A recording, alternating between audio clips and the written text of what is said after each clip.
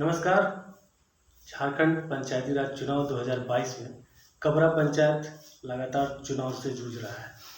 जहां 10 कैंडिडेट खड़े थे वहां बचे हैं कुल मिला के 8 और उसमें से एक बेहद खास उम्मीदवार आज हमारे साथ बैठे हैं।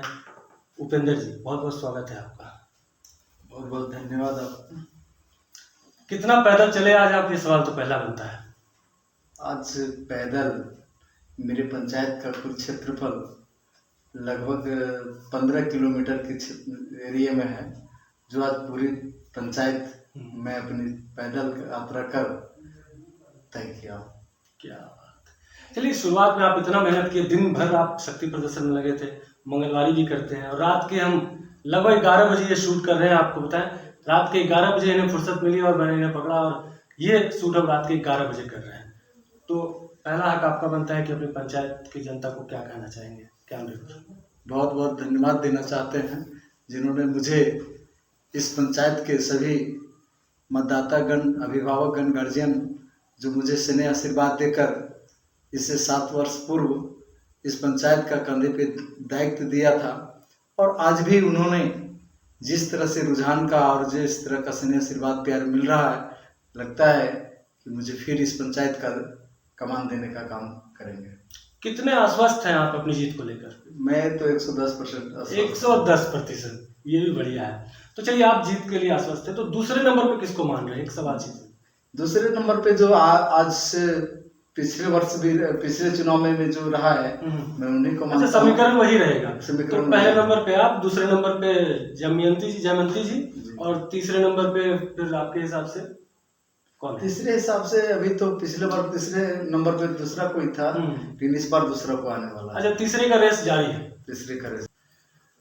सवाल यही है कि 7 साल तक आप मुखिया पद पे थे, फिर भी इतनी मेहनत करनी पड़ रही है, कड़े धूप में आप घूम रहे हैं, इसके पीछे कुछ तो कमी रही होगी। मैं आपको ये बताना चाहता हूँ कि मैं यहाँ सेवा भाव से 7 वर्ष काम किया। यहाँ तक जब पूरे देश जूझ रहा था कोविड-19 से, उस वक्त भी मैंने यहाँ के हर वैसे परिवार को अपनी मददों से और अपनी मददगार को साबित हुआ। फिर भी वो लोगों ने समझ नहीं पा रहा है, कुछ धन बल के लोभ में, कुछ जातिगत के लोभ में, वो लोग यह मेहनत कराना मेरे ऊपर मजबूर कर। बिल्कुल, कोविड में आपके पंचायत में किसी तरह का नुकसान नहीं हुआ, ये बड़ी काबिलियत और तारीफ की बात है आपके लिए।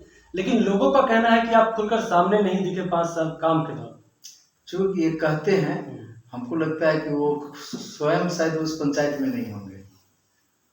जो इस पंचायत में पूरे 7 वर्ष रहे होंगे, वो ये पद उनको होगा कि उपेंद्र कुमार यादव सप्ताह 10 दिन 15 दिन में उस क्षेत्र में भ्रमण कर हर लोगों को सुख दुख जानने का काम किया है। कुछ तबके बटे हुए हैं, आपके समर्थक भी हैं, कुछ आपके विरोधी भी हैं। समर्थक आपके काम गिनाते हैं और विरोधी ये कहते हैं कि भाई साहब, घोटाला बहुत हुआ है। ये घोटाला किसको कहा जाता है? ये तो अभी तक नहीं। घोटाला करने वाले और घोटाला करवाने वाले, ये जो अभी विरोधी जो काबे हैं कि हम चुनाव जीत के आएंगे तो हम भ्रष्टाचारी मिटाएंगे, हम ये करेंगे, उनकी सपना है। यहाँ सबसे बड़ी चीजें हैं जो यहाँ रोजगार का मुद्दा है, यहाँ पे विकास का मुद्दा है, इसके लेकर कोई चुनाव नहीं लड़ रहा है। यहाँ पे प्रोत्साहन कर रहा है कि मेरे पास धन बल है, आप मुझे साथ दो, मैं आपको काम दूंगा। यहाँ पे जातिवाद का परचम लहरा रहा है। ये इस पे ऊपर उठकर, और ये जो कहते हैं कि हम यहाँ भ्रष्टाचारी हुआ है, यहाँ भ्रष्टाचार पे यहाँ कुछ लूट के हुआ है, ऐसा कहीं दिखने को नहीं है। लोगों में एक अच्छा संदेश गया है कि 5 वर्ष में कार्य हुआ है और कार्य के आधार पर हम लोगों ने इनको वोट करेंगे। आगे की क्या योजना है आपकी? आगे तो मेरा एक सपना है कि इस आदर्श पंचायत बनाना है, पहला मेरा है। यहाँ शिक्षा, स्वास्थ्य, बिजली, पानी, सड़क का संपूर्ण व्यवस्था करना है। साथ ही साथ यहाँ का नौजवानों को जो रोजगार बैठे हैं, आज मेरे क्षेत्र में, मेरे अपनी पंचायत के अंतर्गत, मेरी अपनी गांव में एक वहाँ का एक बहुत बड़ी स्कोप है, जहाँ पे सैकड़ों लोगों का रोजगार देने का काम करेंगे, अगर मुझे जनता मुझ पर विश्वास जताती है तो। जी, आप जातिगत समीकरण की बार बार बात कर रहे हैं। आप जिस जाति से आते हैं, उस जाति की क्या प्रतिशत है आपके पंचायत में? कुछ नहीं है, शून्य है। अब जहाँ लगा दें उसकी कितना मैं खुद कहता हूँ कि मेरी पूरी समाज, पूरी पंचायत में 45 का वोटर है, मात्र 45 वोटर। मात्र 45 वोटर का हम हैं। बताइए, मेरी बात और लोगों से हो रही थी तो उनका आंकड़ा कुछ कम का था, खैर आप 45 बता रहे हैं। तो फिर जातिगत समीकरण की आप बात भी करते हैं और आप उसमें पीछे पड़ जाते हैं, फिर कैसे जीत होनी है? जीत इस कार्य से मेरे प्रभाव, मेरे क्या बोलते हैं, मेरी जो क्षेत्र में एक रहा लोकप्रियता, मैं छोटा से लेकर बड़ों का तक सम्मान करने का काम किया हूँ और सम्मान पाने का भी काम किया हूँ। और ये सम्मान कहीं खरीदा बिका नहीं जाता है। आप मुझे सम्मान कर रहे हो, मैं आपको सम्मान कर रहा हूँ, और इस सम्मान के साथ मेरी पंचायतों में एक अलग सा झलकता है कि हर लोगों का एक पहचान बनी हुई है कि उपेंद्र कुमार यादव कुछ किया या नहीं किया, किन्हीं को लाभ पहुंचाया, किन्हीं को घाटा पहुंचाया, लेकिन सम्मान देने में सबसे। बिल्कुल, ये बात हर जगह सुनने को मिलती है, लेकिन साथ में ये भी बात है कि पिछले 5 साल में आप कौन सा बड़ा कार्य किया है, ये लोग जानना चाहते हैं। पंचायत में कौन सा बड़ा कार्य हुआ है? 5 वर्षों में सबसे बड़ा कार्य हुआ है तो एक कबरा नदी का पुल और एक शिवपुर से लेकर खदैया जो मुख्य पथ से जोड़ता है, उसकी डीएमएफटी फंड से मैंने दोनों को स्वीकृति दिलाया है। मतलब वो कार्य होना है, लेकिन ये काम आपने पूरा कर दिया है अपनी तरफ से? अपनी तरफ से मैंने कर दिया। आगे के लिए 5 सालों के लिए आपके मैनिफेस्टो में क्या क्या है? अभी तो मैनिफेस्टो में सबसे पहला मैंने यहाँ लिखा है कि जो मेरी 14 मैनिफेस्टो है उसमें सबसे प्रायोरिटी में है कि यहाँ का शिक्षा सबसे महत्वपूर्ण। आज अगर यहाँ के लोग मेरे पंचायत में शिक्षित हो जाएंगे तो आज जो देख रहे हैं, मैं वही बात फिर दोहराना चाह रहा हूँ कि यहाँ जातिवाद जो है वह स्वतः मिट जाएगा। आज चुनाव है, कोई धन बल लेकर वैसे गरीब परिवारों को ठगकर वो वोट ले लेते हैं, और इस तरह का जो परिचम चल रहा है, ये शिक्षा अगर हमारे पंचायत में दुरुस्त हो जाएगा, ये सब चीज से वंचित होगा। दूसरा है स्वास्थ्य में है कि हमारे लोगों को बहुत सारी चीजें हैं जिसको हम लोग इलाज कराने के लिए, तो यहाँ हमने नर्स का व्यवस्था कराने का काम करेंगे। आज स्वास्थ्य केंद्र लगभग लगता है कि 2500 लाख रुपए का बनकर तैयार है, लेकिन वहाँ एक भी नर्स, एक भी डॉक्टर का व्यवस्था नहीं हुआ है।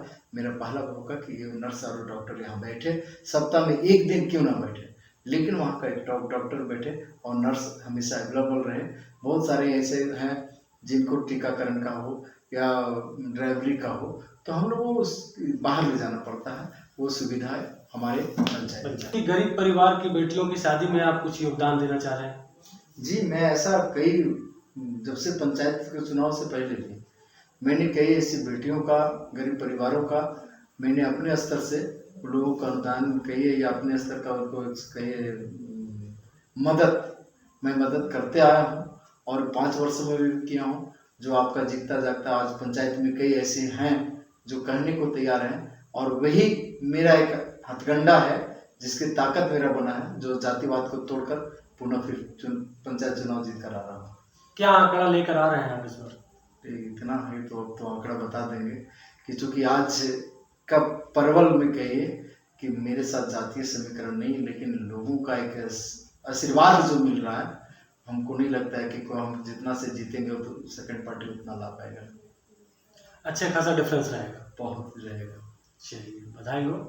जाते जाते आप ये बता दीजिए, चुनाव चिन्ह क्या है आपका? अरे चुनाव चिन्ह इतना फेवरेट है, इतना प्यारा लोगों का दिल में बसा हुआ है कि वो सबको भूल जाएगा, लेकिन वो भूलने नहीं है। शादी में उसके देख लीजिए, अगर आपके घर पार्टी, बच्चे का पार्टी मना रहे तो उसको दिल ले आइए, अगर आपके घर कोई खुशियां आए तो सबसे पहले उसको लगा लीजिए, और आपके घर में अगर कोई बच्चे रो रहे हैं तो उसको पकड़ा देते, उससे क्या होगा।